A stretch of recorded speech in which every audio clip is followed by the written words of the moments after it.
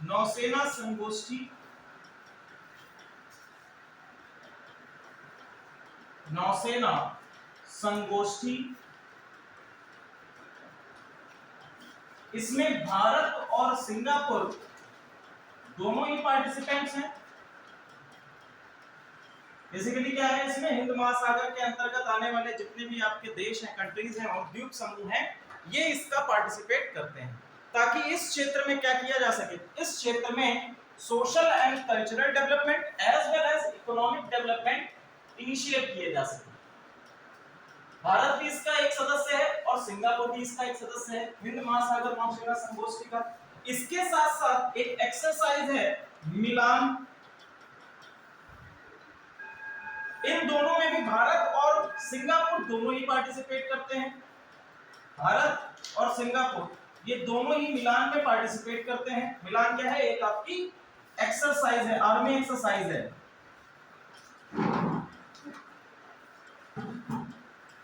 इनसे रिलेटेड आपसे क्वेश्चन भी पूछे जाते हैं कि भैया इस एक्सरसाइज में कौन कौन से देश पार्टिसिपेट कर रहे हैं। जैसे आपका ये है बोल्ड कुरुक्षेत्र, हमने कह दिया, तो बोल्ड कुरुक्षेत्र में कौन से देश पार्टिसिपेट कर रहे हैं, कौन सा अभी हाल ही में कौन सा संस्करण हुआ है, तो आपका 13वां संस्करण हुआ है। शुरुआत कब हुई थी, 2005 में इसकी शुरुआत हुई थी, 2005 में इसकी शुरुआत हुई है। भारत के पास आसियान रक्षा मंत्री की बैठक जो होती है, आसियान आप लोगों ने सुना है, ठीक है, आसियान आपका इंटरनेशनली रिकॉग्नाइज्ड एक ग्रुप है साउथ ईस्ट नेशंस का। आसियान की रक्षा मंत्री बैठक, इसकी अध्यक्षता वर्तमान समय में किसके पास है, भारत के पास है, ठीक है, भारत इसकी अध्यक्षता कर रहा है, भारत इसका सदस्य है। साथ ही साथ हिंद महासागर रिम एसोसिएशन, हिंद महासागर रिम एसोसिएशन, हिंद महासागर रिम एसोसिएशन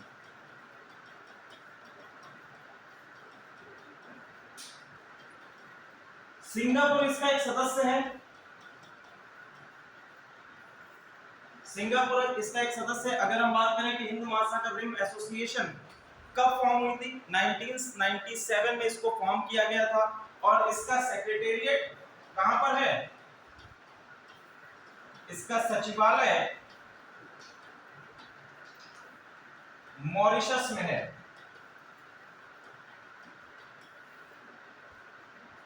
अगर कंसेप्चुअल टर्म्स में हम बात करें कि आपका जो हिंद महासागर है,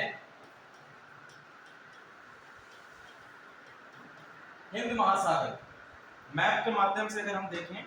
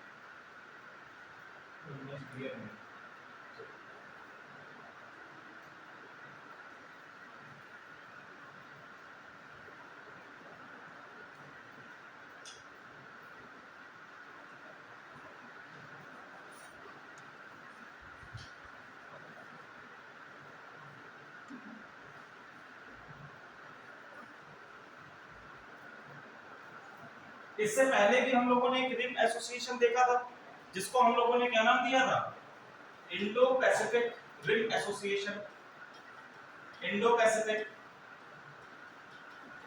अगर हम ये कहें कि भैया ये रिम एसोसिएशन या बेसिकली अगर हमें रिम समझ में आ जाए कि ये रिम कंट्रीज क्या होती हैं, हमने कह दिया कि पैसिफिक रिम कंट्रीज, या हमने कह दिया कि इंडियन ओशन रिम कंट्रीज, तो इंडियन ओशन रिम कंट्रीज या पैसिफिक ओशन रिम कंट्रीज का कहने का आशय क्या है, व्हाट डज इट मीन, बताइए।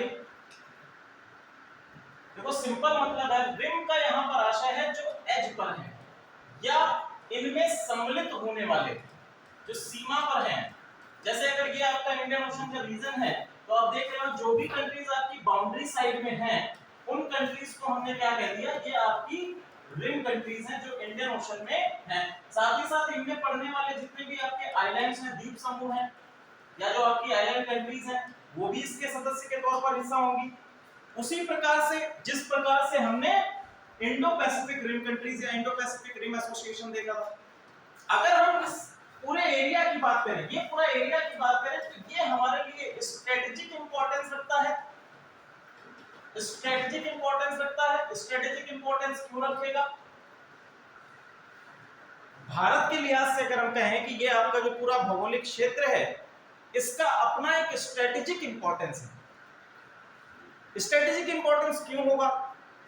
किसी भी देश के लिए किसी क्षेत्र की स्ट्रेटेजिक इंपॉर्टेंस क्या हो सकती है? Very good. तो स्ट्रेटेजिक इंपॉर्टेंस क्यों है? क्योंकि ये हमारे लिए क्या है, ट्रेड के लिए इंपॉर्टेंट है।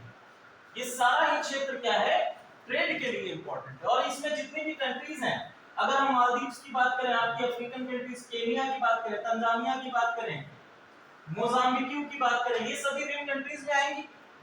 मेडागास्कर की बात करें, मॉरिशस, तो ये क्या है, ये एक ट्रेड रूट भी है। ये भारत के लिए क्या है, ट्रेड रूट भी है। तो ट्रेड के लिहाज से डिफेंस की अगर हम बात करें, अभी हाल ही में आपने सुना होगा कि यहाँ पर हम्बन टोटा आइलैंड है, हिंद महासागर में हम्बन टोटा आइलैंड है। तो वहां पर चाइना का प्रभुत्व क्या है, बढ़ रहा है। चाइना वहां पर अपना क्या है, मिलिट्री सेंटर एस्टैब्लिश कर रहा है।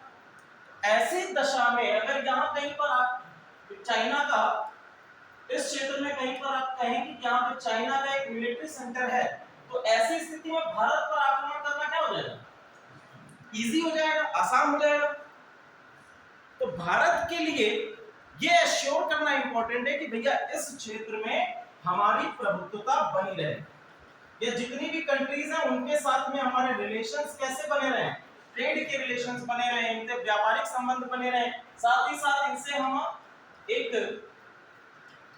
पीसफुल रिलेशंस, या हम कह सकते हैं शांतिपूर्ण अपने रिश्ते स्थापित करें। और पूरे, और दूसरा क्या है कि इस पूरे रीजन में ही हम क्या कर रहे हैं, आर्थिक विकास की बात कर रहे हैं, इकोनॉमिक डेवलपमेंट की बात कर रहे हैं।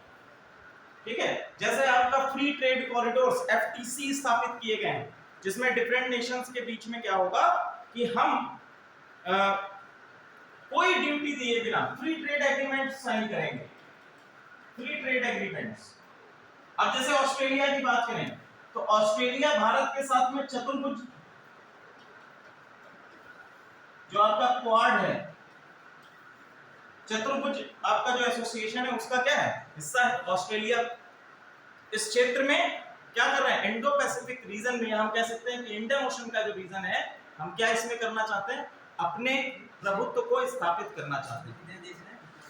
क्या कह रहे हैं, इसमें नंबर देख लीजिए कितना, वो तो रिम कंट्रीज जितना भी आएगा सारे इसमें आ जाएंगे, नंबर ऑफ कंट्रीज एग्जैक्टली अभी नहीं बता। क्लियर है? तो हिंद महासागर रिम एसोसिएशन, इसका सचिवालय कहां पर है, मॉरिशस में है। मॉरिशस यहाँ पर है आपका, ये लोकेशन है मॉरिशस की। ठीक है, हिंद महासागर में ही मॉरिशस है। मॉरिशस में भोजपुरी बोली जाती है।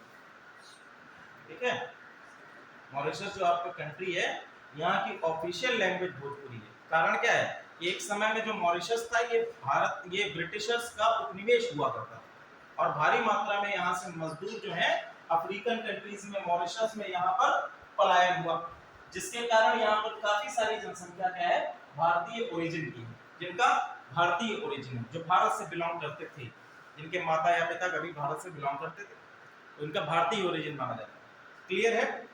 चलिए अब देखो, भारत सिंगापुर एक त्रिपक्षीय आपका एक्सरसाइज और है, त्रिपक्षीय एक्सरसाइज जिसमें भारत सिंगापुर और थाईलैंड, भारत सिंगापुर और थाईलैंड, ये तीन कंट्रीज हिस्सा लेती हैं और इस त्रिपक्षीय युद्धाभ्यास का नाम है सिटमैक्स। सिटमैक्स, SITMEX, सिटमैक्स नाम याद रखिएगा, सिटमैक्स। इसमें कौन कौन देश हिस्सा ले रहे हैं? भारत है, सिंगापुर है और थाईलैंड। क्लियर है? सिटमैक्स के बाद एक और वार्ता चल रही है जिसमें भारत का यूपीआई, भारत का यूपीआई और सिंगापुर में ही जैसे यूपीआई है इसी तरह से सिंगापुर का है पे नाउ।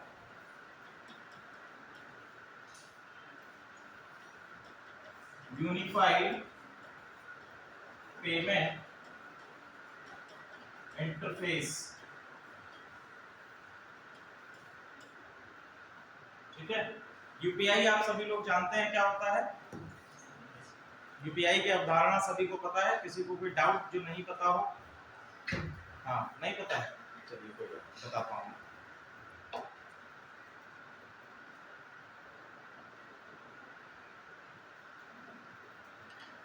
देखो, जब भी आप किसी को ऑनलाइन मनी ट्रांसफर करते हो, ऑनलाइन मनी ट्रांसफर करने के लिए जो मोड या मीडियम हम लोग यूज करते हैं, वो मीडियम क्या है? यूपीआई है। देयर आर सेवरल वेज जिससे कि हम किसी को मनी ट्रांसफर कर सकते हैं। जैसे कि एक आपका है नेफ्ट, एक आपका है आरटीजीएस। ठीक है, रियल टाइम ग्रॉस सेटलमेंट, जब आपको एक बड़ा अमाउंट भेजना होता है किसी को तो आरटीजीएस का यूज करते हैं। आप अपने मोबाइल बैंकिंग से या मोबाइल की सहायता से आरटीजीएस का प्रयोग नहीं कर सकते हैं, आपको उसके लिए बैंक जाना होगा। ठीक है, नेफ्ट आप लोग यूज कर सकते हैं कि 50,000 या 25 से 50,000 तक का अमाउंट आप नेफ्ट के जरिए भेज सकते हैं। ठीक है, आरटीजीएस में आप लोग यूज कर सकते हैं जिसमें आपको 50,000 से अबव का अमाउंट जो भी है उसको आप भेज सकते हैं। अगर आपको मोबाइल के थ्रू, मोबाइल एप्स डिफरेंट आप लोग यूज करते हैं, जैसे आप गूगल पे यूज करते हैं या आप यूज करते हैं पेटीएम या आप यूज करते हैं फोन पे, तो different types of interface, different types of applications आप यूज करते हैं मनी ट्रांसफर के लिए। ठीक है, बहुत सारे इसी तरह से ऐप्स हैं जो मनी ट्रांसफर अलाउ करते हैं। बेसिक मीडियम ये क्या यूज करते हैं? बेसिक मीडियम यूज करते हैं यूपीआई का, यूनिफाइड पेमेंट इंटरफेस। इसके माध्यम से आप कोई भी पेमेंट आसानी से किसी को पहुंचा सकते, दे सकते। क्लियर है? तो एक यूपीआई आईडी इसमें आपको मिलती है, यूनिक यूपीआई आईडी आपको मिलेगी। जो भी आप यूपीआई आईडी सेलेक्ट करेंगे तो आपको एक यूपीआई आईडी सेलेक्ट मिलेगी। जैसे आपका पूरा क्या रहता है, एक यूजर नेम रहता है XYZ और @ अलग अलग बैंकिंग सिस्टम में डिफरेंट है। जैसे एक आता है YBL जो यस बैंक लिमिटेड का है, इसके बाद ओके HDFC बैंक, ये HDFC बैंक प्रोवाइड करता है यूपीआई लिंकेज। ठीक है, इसी तरह से ओके ICICI है, .SBI है। तो अलग अलग बैंकों का अलग अलग यूपीआई इंटरफेस होता है। ठीक है, ये आप जब भी यूपीआई आईडी बनाते हैं तो यूपीआई आपका यूजर नेम होगा, यूजर नेम के @ करके लास्ट में आपका जुड़ेगा। तो यूपीआई क्या है? यूपीआई एक ऐसा मीडियम है जिसके थ्रू हम पेमेंट ट्रांसफर करते हैं। ठीक है, जो हमें ऑनलाइन पेमेंट ट्रांसफर करने का, और सिंपल, और इसमें अच्छी बात क्या है कि ये इंस्टेंट मनी ट्रांसफर होता है। सबसे अच्छी बात क्या है कि इंस्टेंट मनी ट्रांसफर है। आपने यहां से पैसा ट्रांसफर किया और जस्ट उसी समय जिस व्यक्ति को, जिस पर्सन को आप पैसा ट्रांसफर कर रहे हैं उसके अकाउंट में रिफ्लेक्ट करेगा। क्लियर है? तो यूपीआई ने क्या किया है कि पैसे ट्रांसफर की गति को और तेज कर दिया। क्लियर है? बताइए मैम, क्या कोई डाउट है? फंस जाता है? सही ऐप यूज करिए, नहीं फंसे। हाँ, कभी कभी फंस जाता है लेकिन आ जाता है भाई पैसा वापस। देखो जब भी किसी ऐसी स्थिति आए कि आपने किसी को ट्रांसफर किया, उसमें दो चीजें हो सकती हैं कि जिसको आप ट्रांसफर कर रहे हो उसका नेट ना ऑन हो, ठीक है, ऐसी स्थिति में पेमेंट फंस सकता है। अगर पेमेंट ऐसी स्थिति में फंसता है तो यूपीआई क्या करता है कि एक पहले तो वैसे तो तुरंत ही पैसा वापस आ जाता है, नहीं भी आ पाता है तो 7 वर्किंग डेज में पैसा आपका वापस आ जाएगा। नहीं आता है तो उसके लिए है ना डिफरेंट पोर्टल्स जहां पर आप कंप्लेंट डाल सकते हो। उसमें एक सेक्शन होता है हेल्प, उसमें आप डाल दीजिए कि ये पेमेंट आपका फंस गया है, उसका आपको रीपेमेंट मिल जाएगा। ये इतनी बड़ी बात नहीं है, छोटी मोटी बात। चलो इनके लिंकेज की बात कर चल रही है कि ये आपका जो पे नाउ है और यूपीआई है, ये दोनों क्या करेंगे एक साथ लिंक होकर एक नए इंटरफेस बनाएंगे जो कि आपकी दोनों ही कंट्रीज में यूज हो सकता है, इसकी बात चल रही है। तो याद रखिएगा कि जो आपका सिंगापुर है, सिंगापुर का पेमेंट इंटरफेस कौन सा है? पे नाउ। इंडिया का यूपीआई, ठीक है। अब देखिए अभी हाल ही में एक रिसेंट डेवलपमेंट हुआ है, अमेरिका सीनेट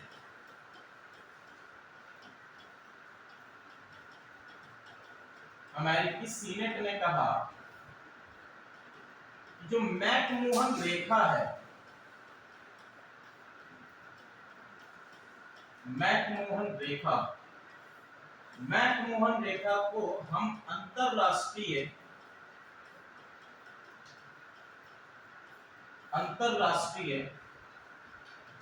स्तर पर रिकॉग्नाइज करेंगे, या अंतरराष्ट्रीय स्तर पर हम इसको मानते हैं। ये अमेरिका की सीनेट का कहना है, ठीक है। अंतरराष्ट्रीय सीमा के तौर पर मान्यता, ठीक है, इसमें लिख लीजिएगा अंतरराष्ट्रीय सीमा के तौर पर मान्यता। भारत के लिए बहुत ही बड़ा डेवलपमेंट है।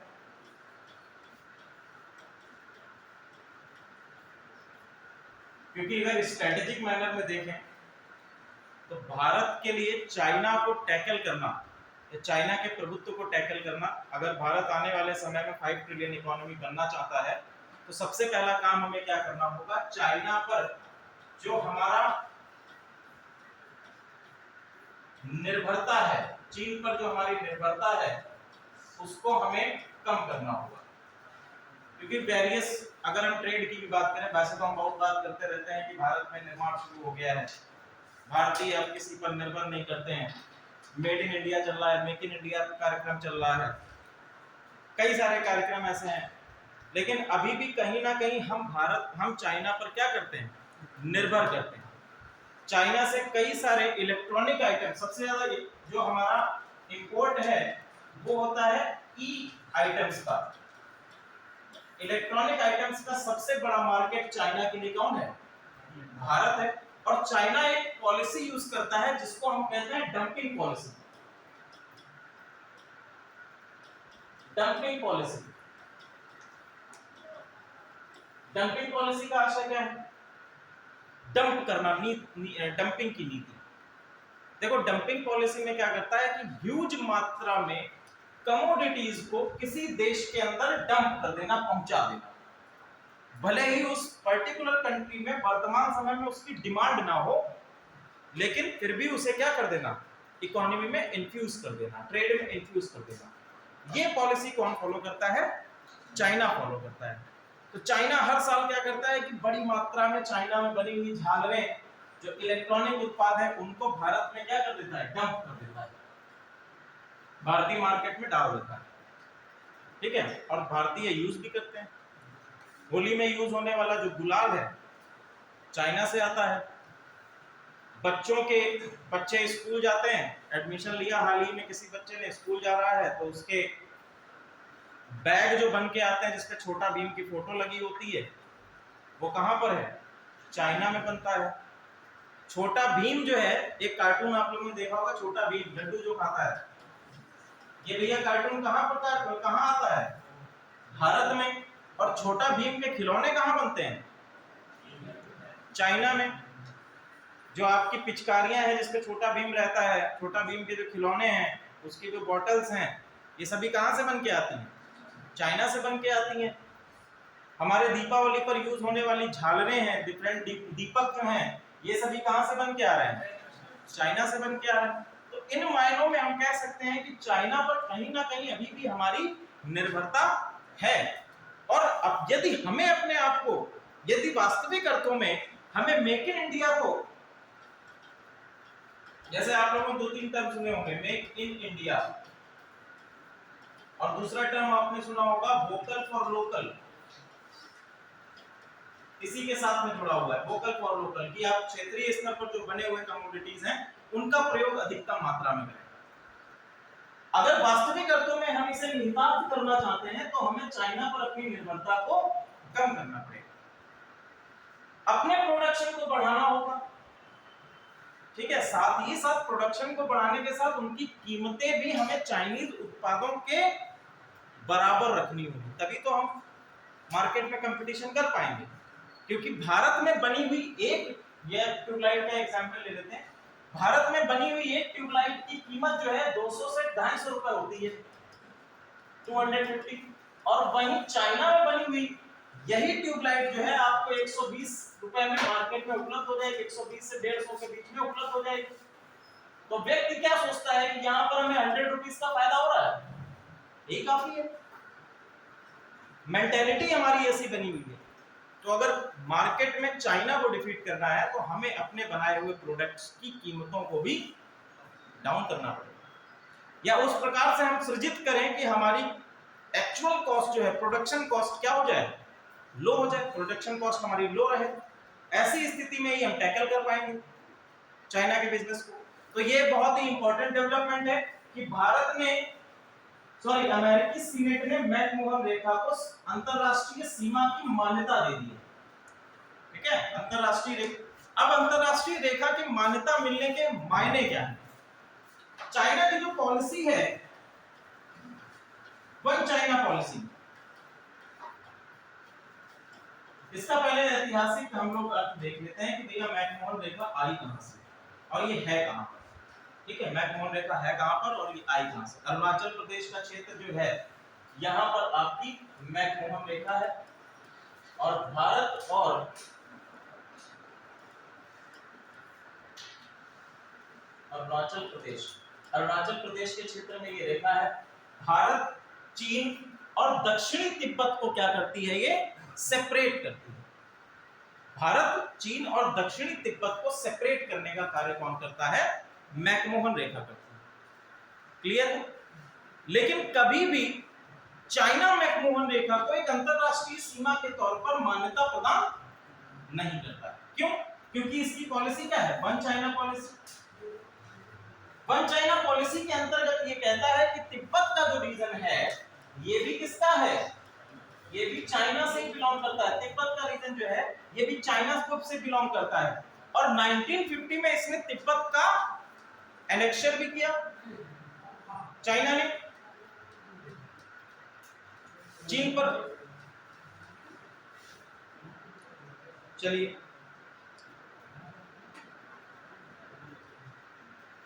मैकमोहन रेखा कब बनाई गई थी?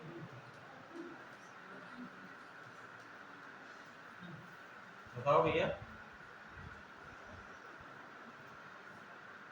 मैकमोहन रेखा 1914 शिमला समझौता, 1914 का जो शिमला समझौता है,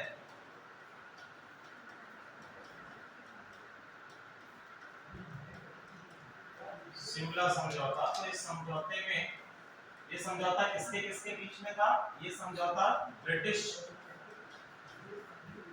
सरकार जो उस समय भारत में थी, चीन और उस समय की कंटेम्पररी तिब्बत की जो सरकार है, उसके मध्य ये समझौता किया गया। 1914 से 1949 तक ये सिनेरियो एज इट इज चलता रहा, ठीक है। एक मैकमोहन रेखा है, इसके माध्यम से हम आपके जो नॉर्थ ईस्ट का सेक्टर है भारत का, उसको डिवाइड करेंगे, उसको अलग रखेंगे, अंतरराष्ट्रीय सीमा के तौर पर मान लिया गया।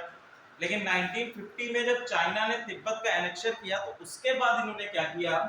उसके बाद इन्होंने इस मैकमोहन रेखा को मानने से, स्वीकार करने से मना कर दिया।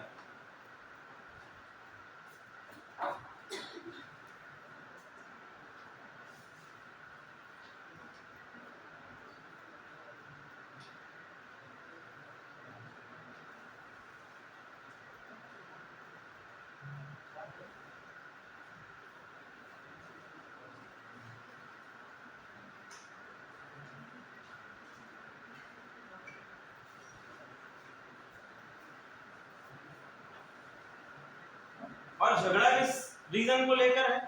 झगड़ा है आपका तवांग रीजन को लेकर। जो आपकी तवांग वैली है अरुणाचल प्रदेश के पास में, तवांग रीजन या तवांग का जो क्षेत्र है, ये भारत का अखंड क्षेत्र माना जाता है। भारत इसको क्या कहता है कि ये हमारा अखंड क्षेत्र है जिसको भारत चाइना को नहीं टेक ओवर करने देगा। ठीक है, और तवांग के लिए भारत की स्ट्रेटेजिक इंपॉर्टेंस भी है, क्योंकि तवांग क्षेत्र के जरिए चाइना भारत पर आसानी से आक्रमण कर सकता है। अगर तवांग का रीजन भारत के होल्ड में नहीं होगा तो आप ये पाएंगे कि तवांग के रीजन से ऑलरेडी चाइना क्या कर सकता है, भारत में एंट्री आसानी से कर सकता है। और भारत का जो नॉर्थ ईस्ट रीजन है, उस रीजन को पहले बात देखिए कि जो आपका हैंड नेक है, हैंड नेक पता है, ठीक है, हाँ, तो हैंड नेक जो है वो रीजन भारत को नॉर्थ ईस्ट स्टेट से बिल्कुल अलग कर देता है। अगर आप भारत के नक्शे में भी देखेंगे तो नॉर्थ ईस्ट के जो स्टेट्स हैं वो भारत से अलग नजर आएंगे। दूसरी चीज कि यहाँ का जो कल्चर एंड डाइवर्सिटी है, कल्चर एंड डाइवर्सिटी भी इन सारे राज्यों को भारत से थोड़ा सा डिफरेंट लगता है। ठीक है, यहाँ की जो कल्चर है, यहाँ का कल्चर क्या है, बहुत ही डिफरेंट है। जो आपके मेन लैंड का कल्चर है, भारतीय मेन लैंड या उत्तर भारत का कल्चर या दक्षिण भारत का कल्चर है, उनसे ये कल्चर बिल्कुल डिफरेंट आपको नजर आएगा। ठीक है, तो ऐसी स्थिति में चाइना अपना इन्फ्लुएंस इन नॉर्थ ईस्ट स्टेट्स पर अधिक स्थापित कर सकता है। तो तवांग का क्षेत्र है, मैंने डोकलाम की बात करी थी कि चाइना के साथ में डोकलाम का इशू हमारे साथ चल रहा है। ठीक है, चलिए यहां तक हो गया आपका मैकमोहन रेखा। अगला टॉपिक डालिए,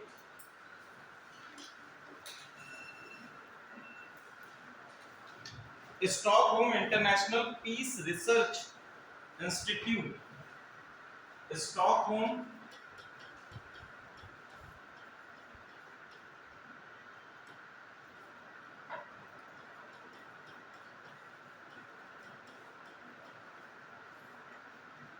इंटरनेशनल पीस रिसर्च इंस्टीट्यूट 1966 में इसको स्थापित किया गया था। और अभी इनके द्वारा एक रिपोर्ट आई है जिसके अंतर्गत भारत को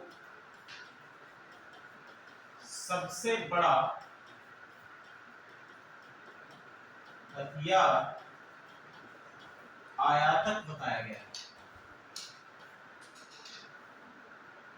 भारत में वैश्विक स्तर पर सबसे ज्यादा भारत ने क्या किया है, इंपोर्ट किया है हथियारों का।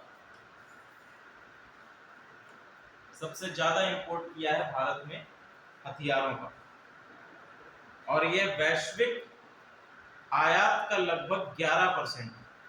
कुल वैश्विक जो आपका हथियारों का आयात होता है उसका लगभग 11% भारत की हिस्सेदारी है। भारत के बाद इसमें आते हैं नेशंस।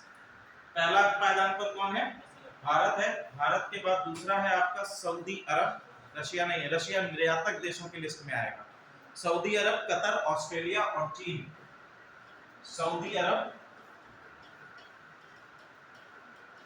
कतर, ऑस्ट्रेलिया और चीन, ये 5 देश आपके हैं जो हथियार आयातकों में सबसे ऊपर है, टॉप पर है। सबसे टॉप पर भारत है, भारत के बाद सऊदी अरब है, कतर है, ऑस्ट्रेलिया है और उसके बाद चीन है। यानी कि इन देशों के द्वारा सबसे ज्यादा भारी मात्रा में हथियारों का आयात किया जा रहा है। अगर हम वैचारिक एस्पेक्ट से देखें तो भारत की जब स्थापना हुई या भारत को जब आजादी मिली तो विचारधारा क्या थी, अहिंसात्मक विचारधारा से भारत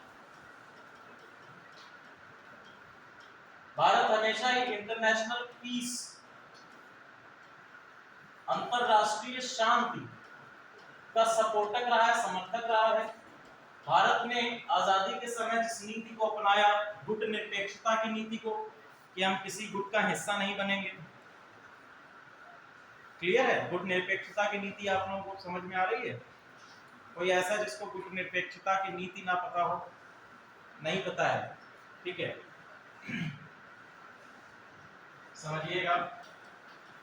गुट निरपेक्षता या जिसको हम कहते हैं नॉन अलायंस पॉलिसी, गुट निरपेक्षता की नीति जो है ये किसके द्वारा दी गई? जवाहरलाल नेहरू के द्वारा दी गई। वैसे तो इसमें और कई विचारक हैं, लेकिन भारतीय स्वतंत्रता संग्राम के अंतर्गत हम जवाहरलाल नेहरू को प्राथमिकता देते हैं कि गुट निरपेक्षता की नीति के फॉलोअर के तौर पर है। क्लियर है? अब देखो भैया इन्होंने क्या कहा, जब वर्ल्ड वॉर शुरू हुआ, विश्व युद्ध शुरू हुआ, तो विश्व युद्ध जब शुरू होता है तो विश्व दो धड़ों में बट जाता है। पूरा जो आपका वर्ल्ड है ये दो ग्रुप्स में बट गया। एक कहलाए धुरी राष्ट्र और दूसरे क्या कहलाए? मित्र राष्ट्र कहलाए। धुरी राष्ट्र में कौन कौन से देश थे भैया बताओ जल्दी से। अगर हम कहें तो धुरी राष्ट्र थे यूएसए और कोई नहीं था। चलो एक आ गया यूएसए, सर अभी वो क्या सेंटर बोलते हैं? हाँ तो सर इसमें USA, I think Germany, USA, England, Germany, France, सही बता रहे हो? जर्मनी नहीं है यूएसए जर्मनी की तरफ से लड़ रहा है, सर इसलिए आएगा उनके रास्ते। Very good. धुरी राष्ट्र में कौन है?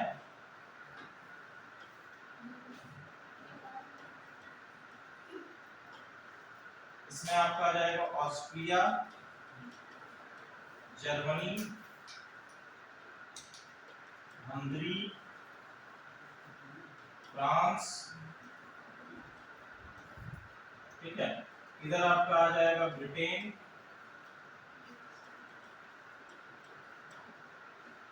Italy, USSR, USA.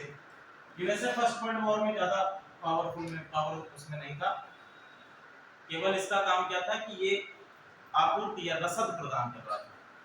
तो आप देख रहे हैं कि जो पूरा विश्व है, जो आपके बेसिकली वेस्टर्न कंट्रीज हैं, ये वेस्टर्न कंट्रीज आपकी दो धड़ों में विभाजित हो गई। ये किसमें विभाजित हो गई? दो पार्ट्स में या दो ग्रुप्स में विभाजित हो गई। इन्हीं को हम कहते हैं गुट। इसी को हम क्या कहते हैं? गुट कहते हैं। निरपेक्ष रहने का मतलब क्या है? कि अलग रहना, अलग रहना, यानी कि गुट से अलग रहना, लेकिन समन्वय दोनों से स्थापित रखना। ये क्या है? एक डिप्लोमेटिक पॉलिसी है कि आप इससे अलग तो रहेंगे, लेकिन दोनों ही किसी भी गुट से अपने रिश्ते नहीं खराब करेंगे। क्लियर है? जी बताएं।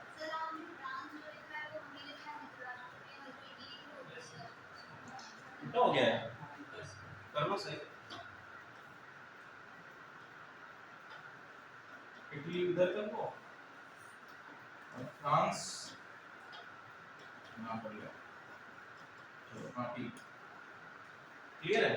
तो बेसिकली हमने क्या कहा कि हम किसी भी गुट का हिस्सा नहीं बनेंगे, किसी भी ग्रुप का हिस्सा नहीं बनेंगे, और इनसे स्वयं को क्या रखेंगे? अलग रखेंगे। यही आपकी क्या है? गुट निरपेक्षता की नीति है। इसके बाद जब भारत आजाद होता है और सिविल वॉर शुरू हो जाता है पूरे ही विश्व में, या सॉरी कोल्ड वॉर शुरू होता है। कोल्ड वॉर शुरू होता है किसके बीच में? यूएसए और यूएसएसआर के बीच में। यूएसए और यूएसएसआर के बीच में एक लंबे समय तक कोल्ड वॉर चला, शीत युद्ध चला। शीत युद्ध किस प्रकार का? कि पोलराइजेशन ऑफ पावर का, शक्ति के ध्रुवीकरण का। पोलराइजेशन किस ऑफ पावर। कोल्ड वॉर किस लिए है? यहां पर कोल्ड वॉर का क्या है? ध्रुवीकरण। और ध्रुवीकरण किसका? शक्ति का ध्रुवीकरण। देखो दोनों ही कंट्रीज की विचारधारा अलग है। अगर हम लोग आइडियोलॉजीज की बात करें तो दोनों ही कंट्रीज की विचारधारा अलग है। ये आपका क्या है? कैपिटलिस्ट कंट्री है, पूंजीवादी विचारधारा पर है। और अगर यूएसएसआर की बात करें तो यूएसएसआर आपकी कम्युनिस्ट कंट्री है।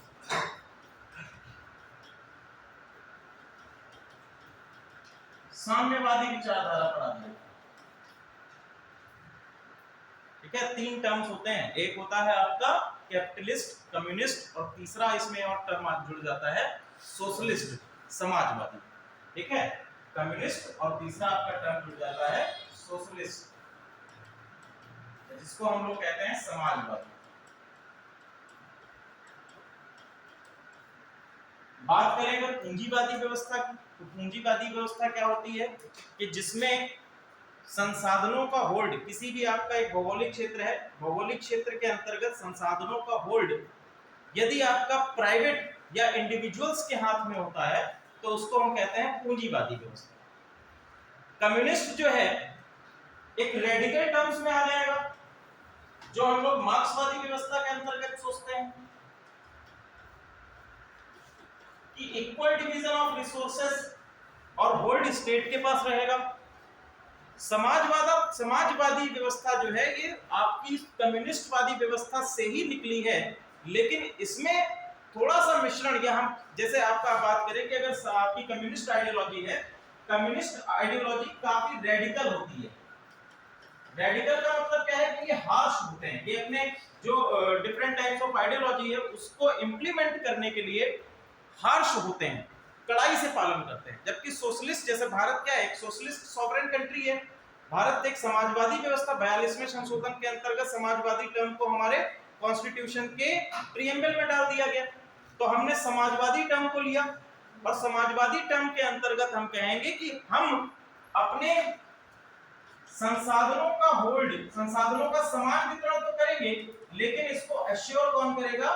गवर्नमेंट करेगी। साथ ही साथ हम अपनी इकोनॉमी में या हम अपने समाज का जब परिकल्पना करते हैं तो इसमें कुछ टर्म्स जो हैं, कुछ आपके छोटे छोटे टर्म्स जो हैं वो पूंजीवाद के भी डाल देंगे।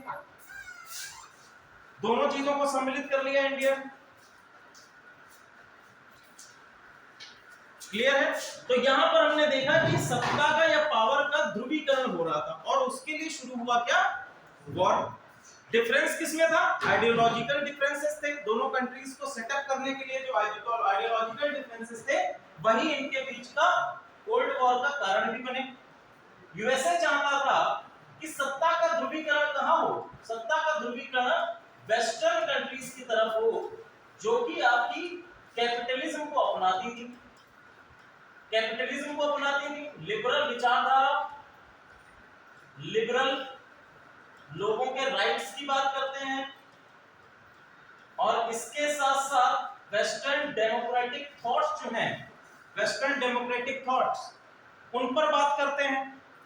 इसलिए ये चाहते थे कि आपका जो ताकत का, जो शक्ति का ध्रुवीकरण है वो वेस्टर्न कंट्रीज में, जबकि रशिया या यूएसएसआर क्या चाहता था कि सत्ता का ध्रुवीकरण या पावर का ध्रुवीकरण कहां पर हो? यूएसएसआर के क्षेत्रों में, जो कम्युनिस्ट कंट्रीज हैं उनमें हो, या एशिया के रीजन में हो। और इसीलिए दोनों के मध्य एक होड़ छिड़ गई। होड़ कैसे छिड़ गई? पहली होड़ छिड़ी वेपन्स की। दोनों ही लोगों ने क्या किया? वेपन्स बनाना शुरू कर दिए। स्पेस प्रोग्राम्स में होड़ छिड़ गई, चंद्रमा पर अभियान को लेकर स्पेस प्रोग्राम्स, भैया हम आगे रहेंगे आपसे। सबसे पहला प्रोग्राम इन्होंने, रशिया ने क्या किया कि सबसे पहला प्रोग्राम भेज दिया चांद पर, लेकिन वो अनमैन्ड था, यानी उसमें किसी मानव को नहीं भेजा गया। उसके एक साल बाद जो है अपोलो 11 पहुंच गया चांद पर, अमेरिका ने भेज दिया, और उसमें साथ में आदमी को भेज दिया, नील आर्मस्ट्रांग को अपोलो 11 के साथ में, कि जाओ, पहुंचा दिया। तो ये क्या था? ये एक प्रकार की होड़ दिखाता है। ऐसा माना जाता है यूएसएसआर का विघटन क्यों हुआ? यूएसएसआर का विघटन इसलिए हुआ कि यूएसएसआर अमेरिका को पिछाड़ने के लिए अपनी जीडीपी का लगभग 80% हिस्सा इन वेपन्स और स्पेस प्रोग्राम्स में खर्च कर रहा था। यूएसएसआर के विघटन का यह भी एक महत्वपूर्ण कारण है कि यूएसएसआर लगभग अपनी जीडीपी का 80% हिस्सा कहां पर खर्च कर रहा था? हथियारों के डेवलपमेंट में और अपने स्पेस प्रोग्राम्स में, ताकि वो अमेरिका को विज्ञान एवं प्रौद्योगिकी में पीछे छोड़ दें।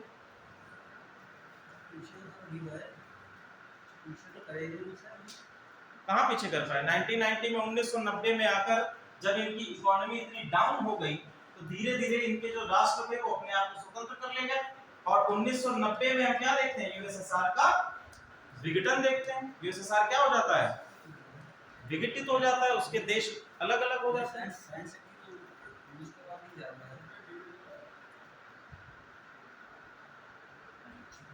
लेकिन जो यूएसएसआर है, जिस यूएसएसआर की संकल्पना की वर्तमान समय में बात करी जा रही है, वो वर्तमान समय में यूएसएसआर थोड़ा ना है। जो रशिया है, रशिया यूएसएसआर का मेनलैंड कहा जा सकता है, लेकिन अब जो वर्तमान समय में रशिया है वो यूएसएसआर से अलग है। ठीक है, उसमें सभी कंट्रीज जो हैं आपकी लगभग 19 या ऐसे कुछ कंट्रीज हैं जो अलग होते हैं। जी सर, जो बाकी की सिटीग्रेट हुई कंट्री उनकी विचारधारा मतलब साउथ वाले वेस्टर्न से ज़्यादा मिलती है, वहीं पर जो रसिया बना उसकी यूएसएसआर वाली जो पुरानी विचारधारा है वो मेन है। जी। ऐसा क्यों रहा कि मतलब वो ज़्यादातर जो कंट्रीज हैं उनकी तरफ ज़्यादा इन्फ्लुएंस? देखिए, उसका एक कारण ये रहा, कोई भी अगर समाज होता है, ये अगर हमने कहा कि ये आपका यूएसएसआर है, ये आपका एक यूएसएसआर है और इस यूएसएसआर में कई सारे घटक हैं, कई हमने कह दिया कि कई सारे ज्योग्राफिकल, एक तो आपका मेनलैंड हो गया जो वर्तमान समय में जिसको हमने रशिया कह दिया, रशिया कह दिया। ठीक है, अब यहाँ पर इस समय कौन थे? स्टालिन थे। तो स्टालिन ने विचारधारा कौन सी रखी? भैया यहाँ पर हम कम्युनिज्म के तौर पर अपना शासन स्थापित करेंगे। ये छोटे छोटे आपके डिफरेंट नेशंस हैं जो इसके अंतर्गत जुड़े हैं। अगर लीडरशिप आपकी, लेकिन ऐसा नहीं कहेंगे कि इनकी विचारधारा इनके साथ में जुड़ी हुई है, इनकी भी सेम विचारधारा है, ये क्या हम कह सकते हैं? नहीं कह सकते हैं। ये इसके अंतर्गत क्यों आ गए? क्योंकि जो लीडर है, जो नेतृत्व कर रहा है, उसका नेतृत्व कैसा है? लीडर का नेतृत्व के कारण ही उसने अपनी विचारधारा को इस प्रकार से रखा कि ये सभी इसके साथ में जुड़ गया। लेकिन धीरे धीरे जब लीडरशिप कमजोर हो जाती है तो आपके जो इनकी आइडियोलॉजी है, यहाँ पर भी तो छोटे छोटे ऐसे थे जिनकी आइडियोलॉजी डिफरेंट थी, ये भी चाहते थे कि भैया डेमोक्रेटिक मॉडल वेस्टर्न वाला लागू किया जाना चाहिए। जैसे ही इकोनॉमिकली ये कमजोर हो जाते हैं, इन्होंने कहा कि भैया देखो, आप जब यूएसएसआर अपनी जीडीपी का एक बड़ा हिस्सा अपनी ऐसी पॉलिसीज में लगा रहा है जो कि अमेरिका को डाउन करने के लिए है, ऐसी स्थिति में इकोनॉमिक रूप से कमजोर होते चले गए। तो जो स्टेट्स हैं उन्होंने कहा कि देखो, हमारे यहाँ जो है खाने की कमी है, जो बेसिक प्रॉब्लम्स है उस पे तो गवर्नमेंट ध्यान ही नहीं दे रही। तो इस ऐसी गवर्नमेंट को फिर संसाधनों के इक्वल डिवीजन की बात जो आप कह रहे थे वो कहां तक सत्यार्थ है? आपने क्या बात चाहिए थी कि हम संसाधनों का इक्वल डिवीजन करेंगे, लेकिन यहाँ पर जो बेसिक प्रॉब्लम्स हैं उसको तो आप मीट नहीं कर पा रहे। तो ऐसी स्थिति में इनकी आइडियोलॉजी डिफरेंस हो गई। ठीक है, दूसरी चीज, इधर से जो ब्रिटेन बैठा था, ब्रिटेन भी लगातार अपनी आइडियोलॉजी को इन पर इंप्लीमेंट करने का प्रयास कर रहा था। भाई अमेरिका तो दूर है, ब्रिटेन इनके पास में जुड़ा हुआ बैठा है, यहाँ ब्रिटेन का इन्फ्लुएंस भी आया। ठीक है, इस कारण से कि जब यूएसएसआर का विघटन हुआ तो मेन रशिया जो है इसकी विचारधारा तो वही रही, लेकिन अलग अलग कंट्रीज जो गठबंधन बनी उसमें कुछ कंट्रीज में आप कम्युनिस्ट विचारधारा देखेंगे और कुछ कंट्रीज में आपकी कैपिटलिज्म। क्लियर है? चलिए क्वेश्चन और जी बताएं। सर, जो ये नैम है तो अभी क्वेश्चन था उससे रिलेटेड कि नैम जो है वो इस समय फॉलो नहीं करता, मतलब उसकी एक धारणा रह नहीं गई, अपना सक्सेसफुल है भी, लेकिन उसके बावजूद भी इसकी कुछ मीटिंग्स या फिर अटेंड होते हैं। तो क्या सर ऐसा है मतलब वाकई कि अब इसकी कोई ज़्यादा स्ट्रेटजिक इंपॉर्टेंस नहीं है? देखिए, ऐसा कह नहीं सकते हैं कि नैम की अभी स्ट्रेटेजिक इंपॉर्टेंस नहीं रही है। बात यह है कि नैम डिफरेंट जो आपके कई सारे अलग अलग इंस्टीट्यूशंस जो आ गए हैं, जैसे आपका G20 आ गया है, G10 आ गया है, ठीक है, आसियान है, हाँ आसियान है। अब इसमें क्या है, इसमें देशों की आपसी निर्भरता क्या होती जा रही है? बढ़ती जा रही है। यूएन की संकल्पना आई 1947 के बाद से, यूएन की संकल्पना आई 1945 सॉरी। तो अब ये हर कंट्री के लिए इंपॉर्टेंट हो गया है कि वो किसी ना किसी ग्रुप में जुड़े। ताकि इंटरनेशनल ट्रेड स्टैब्लिश हो सके, इंटरनेशनल पीस स्टैब्लिश हो सके, अपने आप को हम विज्ञान एवं प्रौद्योगिकी का आदान प्रदान करके अपना डेवलपमेंट कर सके। तो जो ये आपकी तथ्य है, ये कहीं ना कहीं अब क्या हो जाती है, डिक्लाइन तो करेगी। ये एक बार हम क्लास में चर्चा भी कर चुके हैं कि गुट निरपेक्षता है तो, लेकिन भारत G20 का अध्यक्ष बना बैठा है, आसियान में उसकी सदस्यता है, G10 में सदस्यता है, क्वाड ग्रुप के साथ में जुड़ जाता है, कॉम्प्रिहेंसिव इकोनॉमिक पार्टनरशिप में आ गया है। तो कहीं ना कहीं क्या है, हम अभी क्या है, गुट के कई सारे ग्रुप्स के साथ में जुड़ते चले आ रहे हैं। लेकिन एक चीज इसमें आप रखिएगा कि नैब को हम फॉलो करते हैं, क्यों, गुटों के साथ में हम जुड़े तो हैं, लेकिन प्रोसेस एंड पर्पस क्या है, प्रोसेस एंड पर्पस हमारा क्या है, कल हमने क्लास में बात करी थी, प्रोसेस एंड पर्पस हमारा क्या है, गुड है। गुड कैसा, कि हम बात करते हैं किसकी, डेवलपमेंट की। डेवलपमेंट कैसा, कि हम भैया जो ऐसे नेशंस हैं जिनकी टेक्नोलॉजी, जिनके साइंस एंड टेक्नोलॉजी हमसे बेहतर है, उनसे हम टेक्नोलॉजी लेंगे, टेक्नोलॉजी का आदान प्रदान करेंगे। दूसरा चीज हमने कहा कि हम अपने इकोनॉमिक डेवलपमेंट, जैसे कि हम बात करते हैं एफडीआई की, फॉरेन डायरेक्ट इन्वेस्टमेंट की बात करते हैं, तो फॉरेन डायरेक्ट इन्वेस्टमेंट लाने के लिए हमको क्या करना पड़ेगा, देशों के साथ में राजनयिक संबंध स्थापित करने होंगे, तभी तो वो देश हमारे साथ, हमारे यहाँ आएंगे, निवेश करेंगे। तो ये क्या है, प्रोसेस एंड पर्पस गुड। इसलिए कहीं ना कहीं हम इस मायनों में अपने आप को न्यूट्रल ग्राउंड पर रखेंगे कि नैब हालांकि डिक्लाइन किया है, अगर हम लोग शाब्दिक अर्थों में ऐसे ही बात करें तो डिक्लाइन किया है, लेकिन जब हम प्रोसेस एंड पर्पस की बात करेंगे तो हम क्या करेंगे, एक न्यूट्रल ग्राउंड पे इसको ले आएंगे। भैया देखो हमने किया तो है, लेकिन उसका प्रोसेस एंड पर्पस होना क्लियर है। चलो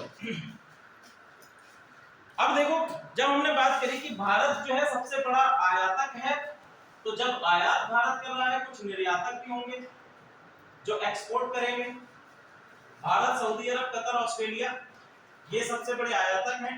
तो कुछ आपके निर्यातक या फिर हम कह सकते हैं कुछ एक्सपोर्टर भी होंगे जो एक्सपोर्ट करेंगे।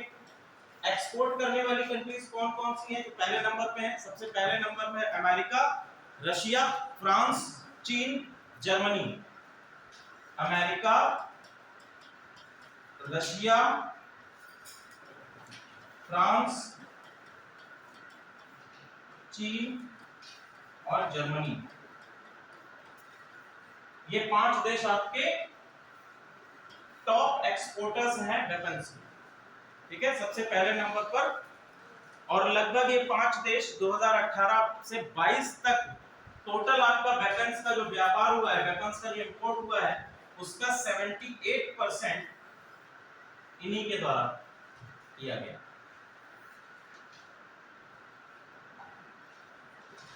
देखो विचारधाराओं का डिफरेंस जो होता है, जैसे रशिया की आपने बात करी, विचारधाराओं का डिफरेंस अलग होता है। 2019 में जब इलेक्शन हुए भारत में, तो भारतीय जनता पार्टी को टोटल वोट शेयर मिलता है 32%, पूरी जनसंख्या का केवल 32% भारतीय जनता पार्टी को मिला। तो क्या हम इस आधार पर ये कह सकते हैं कि भारतीय जनता पार्टी की आइडियोलॉजी पूरा देश मानता है? नहीं कह सकते। 32% वोट शेयर है इनका, वोट टोटल 32% मिल रहा है, लेकिन सबसे ज्यादा सीटें मिली, गवर्नमेंट फॉर्म हो गई। यानी भारत के 68% लोग अभी भी वोट नहीं देते, विचारधारा को नहीं मानते। क्लियर है?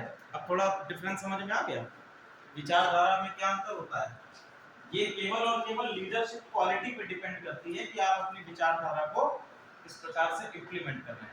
और जब तक लीडर रहता है, एक सेंट्रलाइज्ड रूल रहता है, तब तक क्या होता है, सभी बंधे रहते हैं। और जैसे ही लीडरशिप डाउनफॉल करती है, वैसे ही क्या होता है, विभाजन शुरू हो जाता है। क्लियर है? या हम कह सकते हैं कि डिसइंटीग्रेशन ऑफ पावर शुरू हो जाता है। शुरुआत से हमने देखा, प्राचीन समय से, प्राचीन भारतीय इतिहास में भी देखा कि जैसे जैसे मौर्य साम्राज्य आया, सत्ता बुलंदी पर गई, जैसे ही लीडर डिक्लाइन हुए, साम्राज्य भी क्या हो गया, स्वतंत्र होने लगे, छोटे छोटे राज्यों में बंटते चले गए। फिर दूसरा वंश आया, उन्होंने फिर इंटीग्रेट किया, जब उसमें रूलर्स खत्म हो गए तो फिर से क्या हुआ, बंटते चले गए। गुप्त वंश आया, गुप्त वंश अपने चरमोत्कर्ष पे पहुंचा चंद्रगुप्त द्वितीय विक्रमादित्य के समय में। समुद्रगुप्त आया, ठीक है, उसके समय में पहुंचा। फिर जब रूलर्स आपके डिक्लाइन करने लगे, डिसइंटीग्रेट हो गए। ठीक है, तो जब भी पावर का डिक्लाइन होगा, डिसइंटीग्रेशन होगा ही होगा, विकेंद्रीकरण होगा ही। चलिए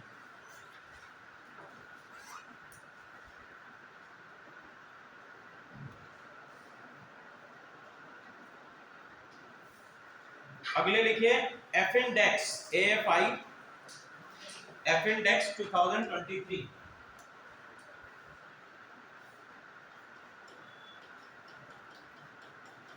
ये जो इतनी कहानी मैं बताता रहता हूं, इसमें समझ में आता है? देखो मैं आपको सिंपल समझा दूं,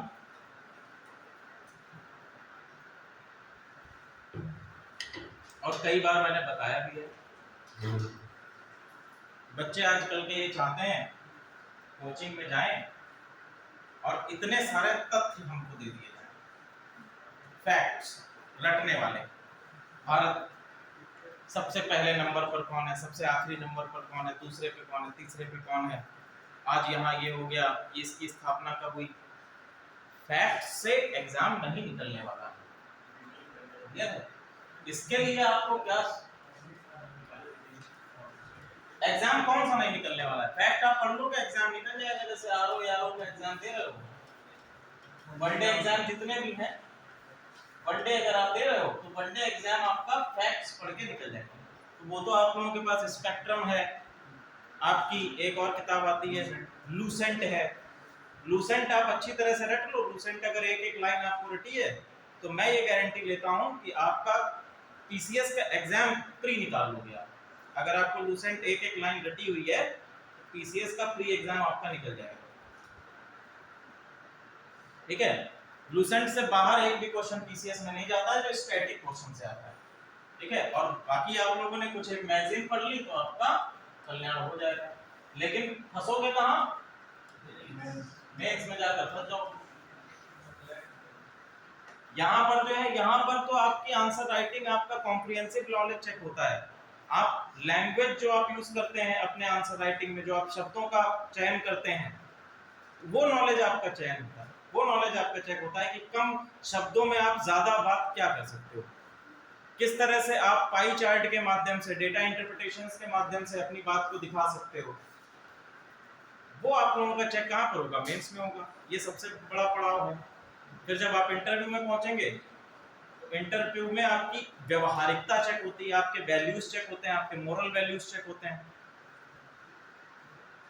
तो अगर आपको यूपीएससी और यूपीपीसीएस देना है तो उसके लिए आपको अपने अंदर क्रिटिकल थिंकिंग और कॉम्प्रिहेंसिव नॉलेज डेवलप करनी पड़ेगी। और मैं बार बार आपसे कहता हूं कि उसके लिए आपको सिंपल एक काम करना है, एडिटोरियल रीड करना ही करना है।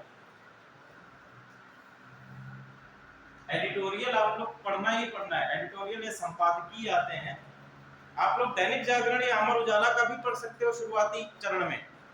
हालांकि उससे कोई लाभ नहीं होगा, लेकिन आप लोगों को एक समझ आएगी, आप लोगों को जो भाषा लिखनी है उसकी समझ थोड़ी सी आ जाएगी।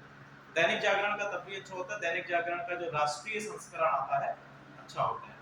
ठीक है, उसको पढ़ा करिए। मोबाइल है आप लोगों के सभी के पास, मोबाइल में ऐप डाउनलोड करके, अब तो पीडीएफ फॉर्म में आ जाता है न्यूज़पेपर, वहां से आप लोग रीड कर सकते हैं। द हिंदू भी आ जाता है, द हिंदू महंगा आता है, लेकिन आप लोग मोबाइल में फ्री ऑफ कॉस्ट डाउनलोड कर सकते हैं। एग्जाम आ गया है तो सभी लोग टेस्ट सीरीज लगाना शुरू कर दो, अब जितना पढ़ा लिखा है उतना ही रहने दो, इससे ज्यादा आप लोगों को पढ़ने की आवश्यकता अब नहीं है। अब एग्जाम के बाद पढ़ना, 14 तारीख के बाद। जिन लोगों ने भरा हुआ है एग्जाम उनकी बात कर रहा हूँ। ठीक है, अब तक जितना पढ़ लिया है 60% पढ़ लिया, 70% पढ़ लिया, कोर्स नहीं कंप्लीट है, उतना ही रहने दो। केवल और केवल आपको क्या करना है, नंबर ऑफ क्वेश्चंस प्रैक्टिस करना है। अभी कितने दिन बचे हैं? 13 दिन बचे हैं लगभग। तो 13 दिन में अगर 1300 क्वेश्चन आप कर लेते हैं तो उसमें से 50 क्वेश्चन तो आपके फंस ही जाएंगे। अगर 100 क्वेश्चन डेली आप करते हैं, एक पेपर डेली लगाते हैं, 1300 क्वेश्चन हो गए। ठीक है, तो 1300 में से 50 क्वेश्चन तो फंस ही जाएंगे, और कुछ आपका अपना दिमाग हो, प्री तो कम से कम आपका क्लियर हो ही जाएगा। ठीक है, तो हम लोग बात करते हैं, वापस आ जाते हैं एफ इंडेक्स पे। एफ इंडेक्स क्या है? एफ इंडेक्स 2023 ये आपका सैन्य अभियान है अफ्रीका और भारत के बीच में।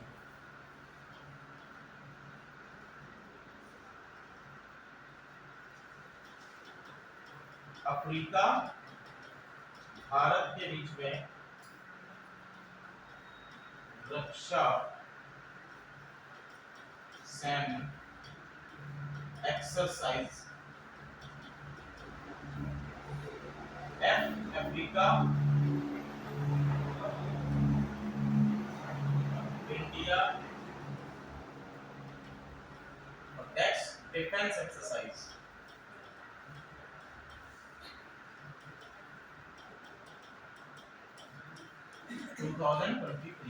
कहां पर हो रही है ये भैया पुणे में हो रही है, और ये इसका दूसरा संस्करण है, सेकेंड टाइम ये हो रहा है, दूसरा संस्करण है इसका, अपेंडिक्स का दूसरा संस्करण है, अफ्रीका इंडिया डिफेंस एक्सरसाइज का दूसरा संस्करण कहां पर हो रहा है, पुणे में हो रहा है। पहला संस्करण 2019 में हुआ था, पहला संस्करण आपका 2019 में हुआ था, और अभी इस वर्ष इसका दूसरा संस्करण लाया जा रहा है।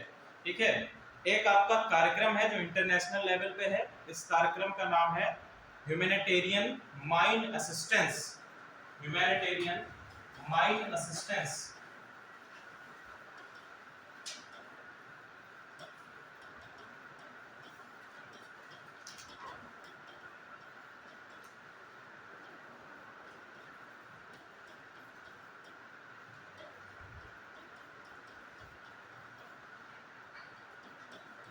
Mine assistance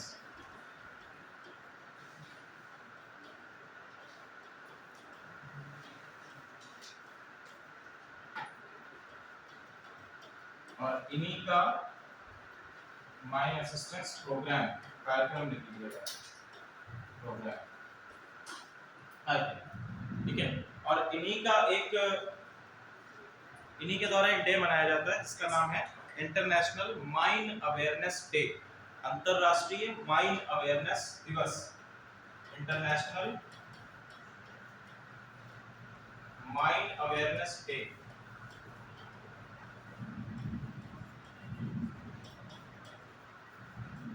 international mine awareness day किसके द्वारा मनाया जा रहा है, ह्यूमैनिटेरियन माइन असिस्टेंस के द्वारा बनाया जा रहा है। बेसिकली इनका काम क्या है, ह्यूमन वैल्यूज पर अंतरराष्ट्रीय पीस को डेवलप करना, और इनके द्वारा ही इंटरनेशनल माइन अवेयरनेस डे मनाया जाता है। कब मनाया जाता है, 4 अप्रैल को मनाया जाता है, 4 अप्रैल को इसको मनाया जाता है, इंटरनेशनल माइन अवेयरनेस डे को 4 अप्रैल को मनाया जाता है। प्रतिवर्ष इसको मनाया जाता है, कब से, 2005 से, सबसे पहला मनाया गया था 2005 में। इस वर्ष की इसकी थीम क्या है, इस वर्ष की इसकी थीम का नाम लिख लीजिए, mine action cannot wait, mine action cannot wait, mine action cannot wait.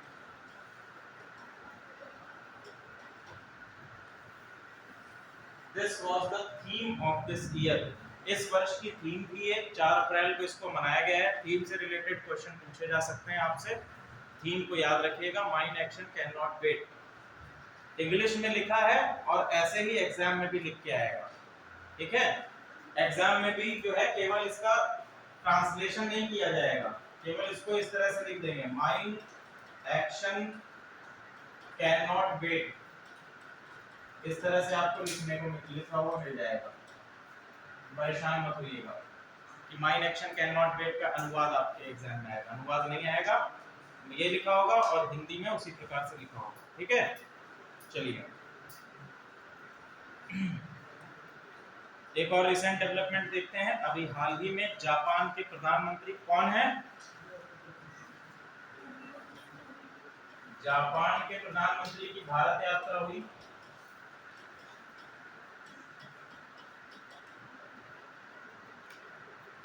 Japan के प्रधानमंत्री कौन है, नहीं पता, लिखो, फ्यूमियो किशिदा, फ्यूमियो किशिदा।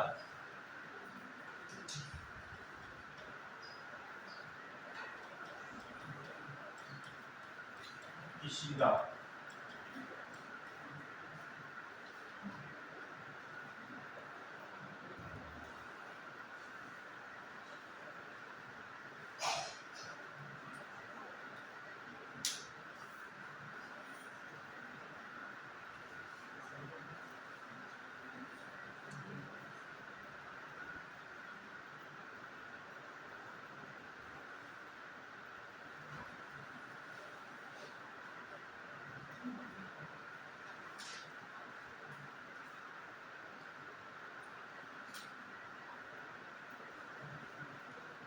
ठीक है। तो फ्यूमो किशिदा जो है ये अभी वर्तमान समय में कुछ ही दिन पहले भारत आए थे, 2 दिवसीय इनकी यात्रा थी और भारत आकर इन्होंने जो इम्पोर्टेंट चीज या इम्पोर्टेंट डेवलपमेंट किया है वो भैया क्या है बताओ जरा। हाँ, इन्होंने यहां पर आके बात करी है फ्री एंड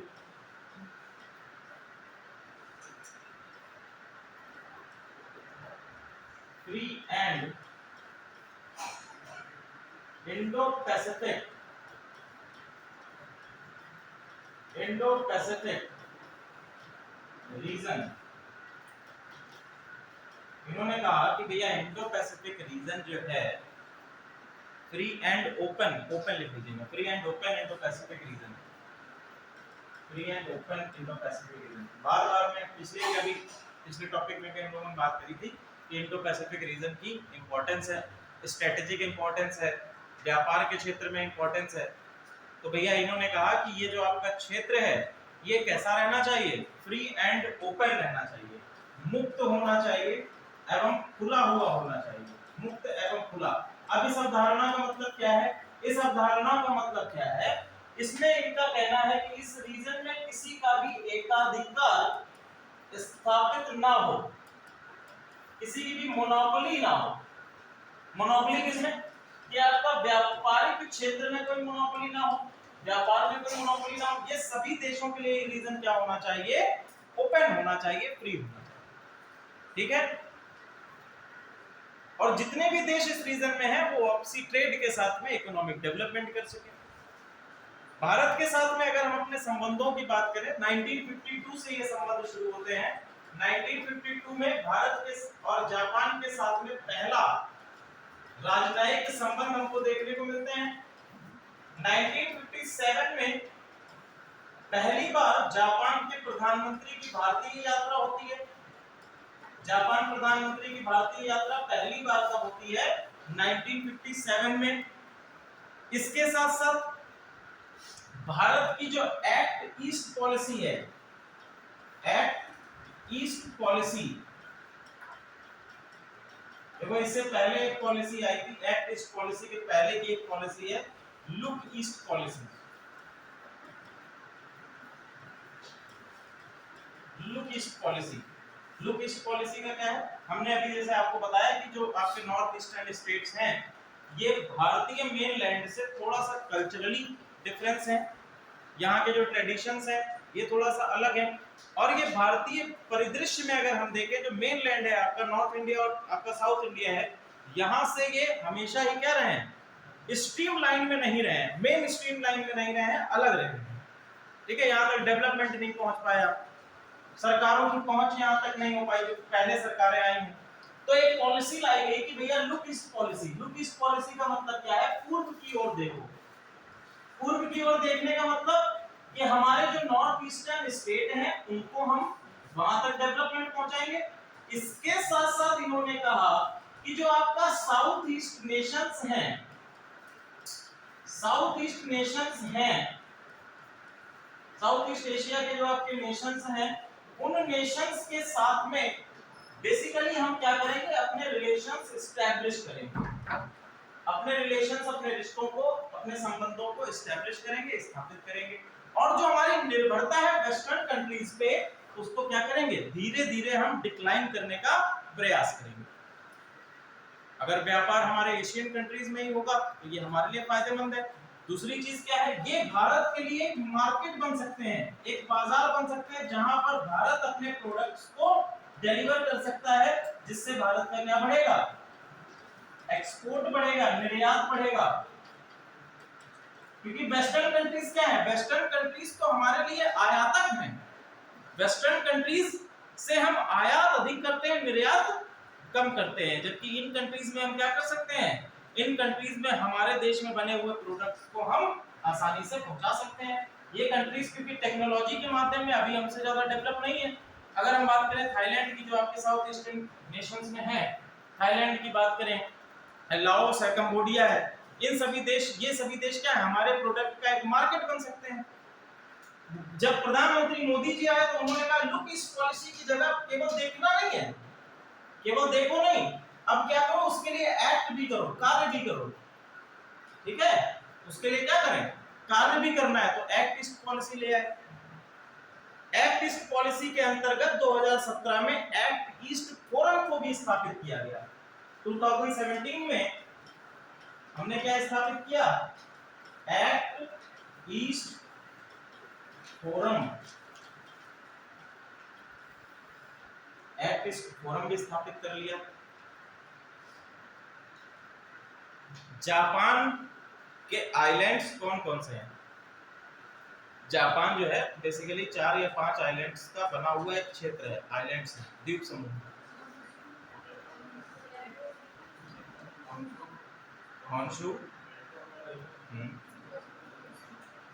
लिख लीजिए, पहला है Hokkaido, Honshu,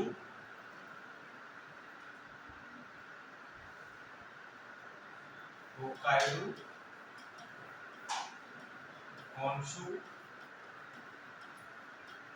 Shikoku, Okinawa, sorry Kyushu और ओकिनावा, क्यूशू, ओकिनावा,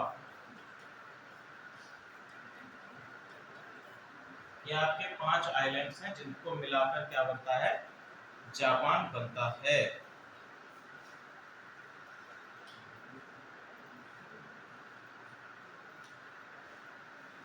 ठीक है, टेडी बियर्स के नाम करना है।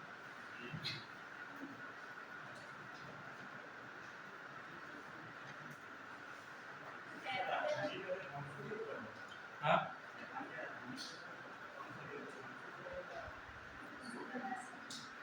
क्या हॉन्शू, राजधानी हॉन्शू।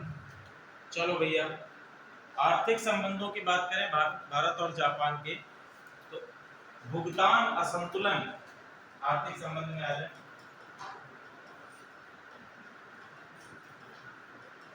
भारत में भुगतान असंतुलन कब आया? Very good,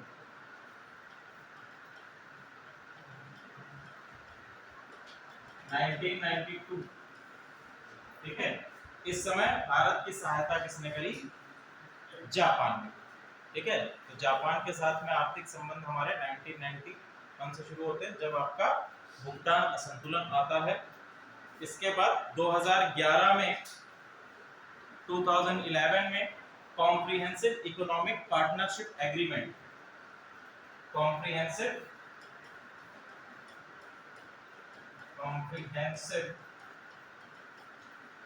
economic partnership agreement, ये आपका कब आया?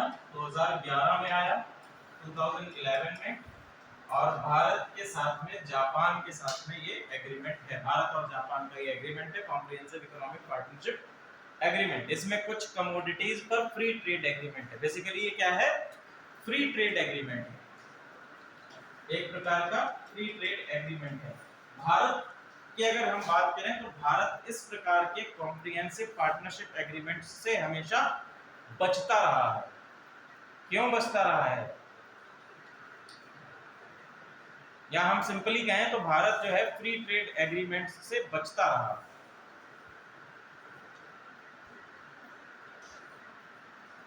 इससे क्या उदाहरण निकल सकती है? अगर कोई भी देश फ्री ट्रेड एग्रीमेंट या ऐसे कोई समझौते होते हैं उससे अपने आप को अलग रखता है, इससे अवधारणा क्या निकल सकती है? इसका निष्कर्ष हम क्या निकाल सकते हैं?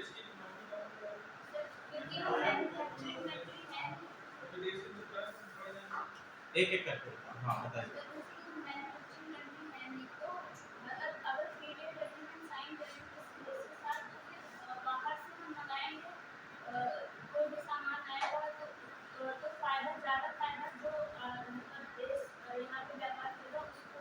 वेरी गुड, प्राइस भी बहुत सारा बढ़ हो जाएगा।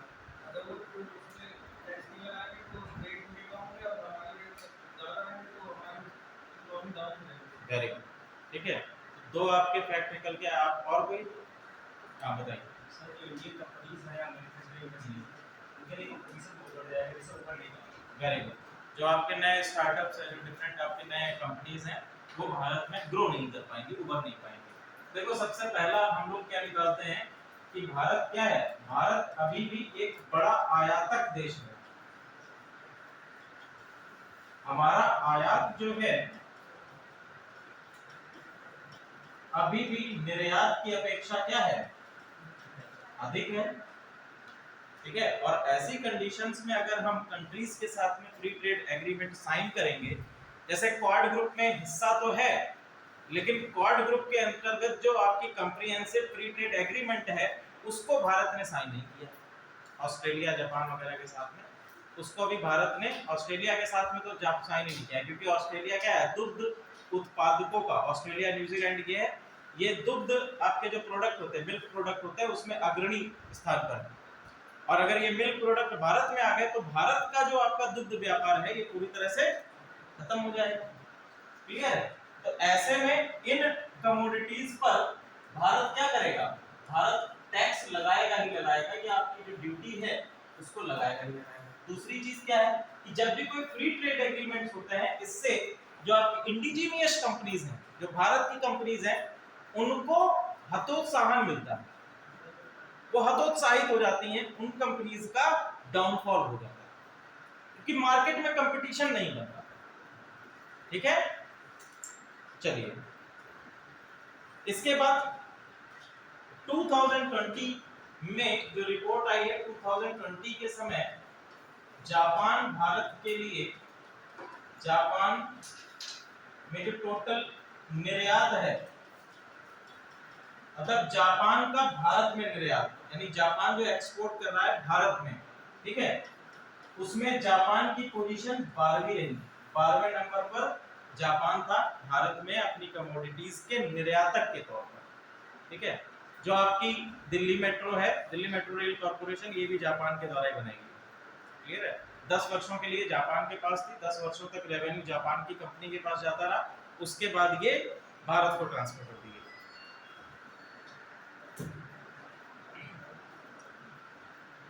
टोटल इनका व्यापार लिख लीजिए, 20 बिलियन अमेरिकन डॉलर का है, 20 बिलियन अमेरिकन डॉलर ये टोटल व्यापार है भारत और जापान के मध्य। एक और इसमें पॉइंट लिखिए, रक्षा और सुरक्षा क्षेत्र में, ये तो आर्थिक क्षेत्रों की बात हो गई, रक्षा एवं सुरक्षा क्षेत्रों की बात करें, रक्षा एवं सुरक्षा क्षेत्र को भारत और जापान का एक विजन है, विजन 25, भारत जापान विजन 2025 ये रक्षा से संबंधित है, रक्षा समझौतों से संबंधित है।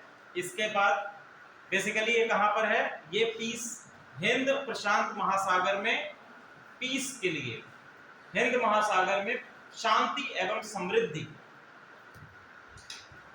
हिंद महासागर में शांति एवं समृद्धि, भारत जापान विजन 2025 का मोटो है। ठीक है, हिंद महासागर में, सॉरी, हिंद प्रशांत महासागर में शांति एवं समृद्धि। इसके बाद भारत जापान परमाणु समझौता 2016, भारत जापान परमाणु समझौता 2016,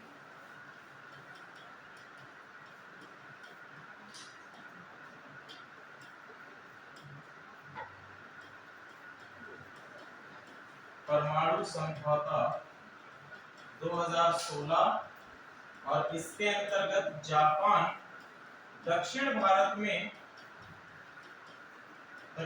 के विभिन्न शहरों में 6 परमाणु रिएक्टर स्थापित करेगा।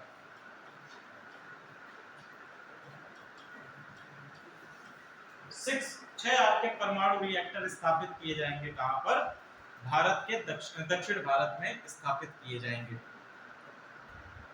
उद्देश्य क्या इसमें बताया गया है, इसमें उद्देश्य बताया गया है कि भारत 2032 तक, 2032 तक भारत की जो परमाणु शक्ति है, परमाणु शक्ति यह बढ़कर कितनी हो जाएगी, 10 गुना या 10 टाइम्स आपकी हो जाएगी। इसके साथ साथ कुछ एक्सरसाइज हैं जो भारत और जापान के साथ में होती है। पहली लिखिए वॉस्टॉक, VOSTOK, वॉस्टॉक 2022, 2023 में भी होगी, जापान के साथ में ये होती है 2022। इसमें ये मल्टीलेटरल एक्सरसाइज है, इसमें कई सारे देश हिस्सा लेते हैं। कौन कौन से हिस्सा लेते हैं उनके नाम लिख लीजिए। पहला है जापान,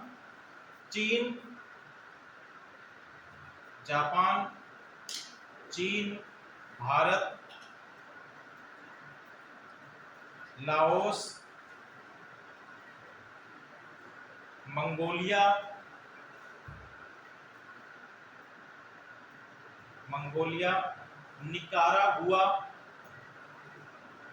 निकारागुआ, सीरिया और पूर्व सोवियत देश।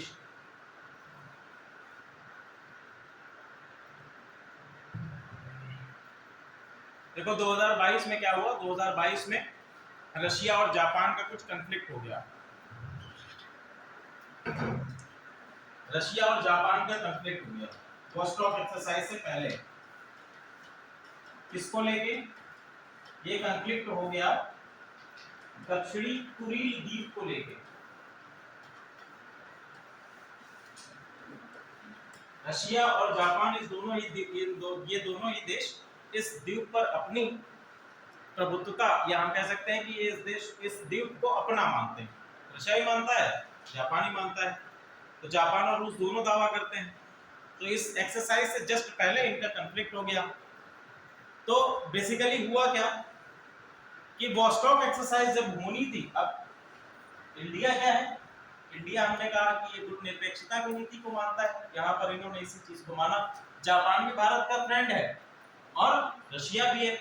तो वॉस्टॉक एक्सरसाइज में बोले कि हम अपनी तरफ से, पहले क्या था कि इसमें युद्धपोत वगैरह सब भेजे जाते थे नेवल एक्सरसाइज में, तो इन्होंने बोला कि हम अपने युद्धपोत नहीं भेजेंगे। भारत ने अपने युद्धपोत इस एक्सरसाइज में नहीं भेजे।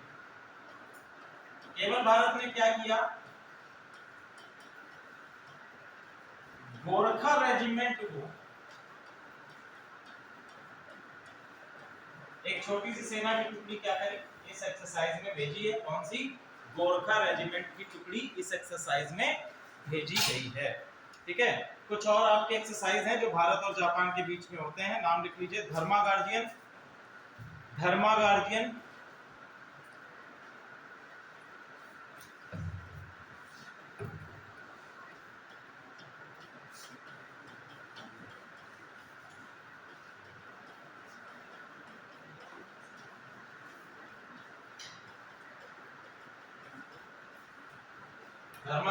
ये सेना की है,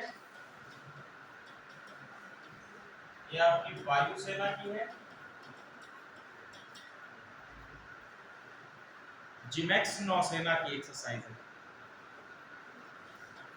नौसेना।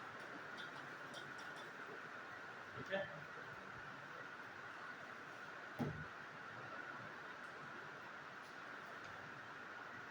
एक केवल तथ्य लिख लीजिए। संयुक्त राष्ट्र जल सम्मेलन 2023, संयुक्त राष्ट्र जल सम्मेलन 2023 अभी हाल ही में हुआ है। कहां पर हुआ है? संयुक्त राष्ट्र जल सम्मेलन कहां पर हुआ है? न्यूयॉर्क में हुआ है, न्यूयॉर्क में। इसके बारे में जब नेक्स्ट क्लास होगी तो हम लोग डिस्कस करेंगे। 2 से 5 मिनट का ब्रेक ले लीजिए, पानी वानी पी लीजिए, क्लास से बाहर आप लोग मत जाइएगा। खड़े होना है तो खड़े हो सकते हैं, फिर उसके बाद हम लोग नेक्स्ट क्लास शुरू करते हैं।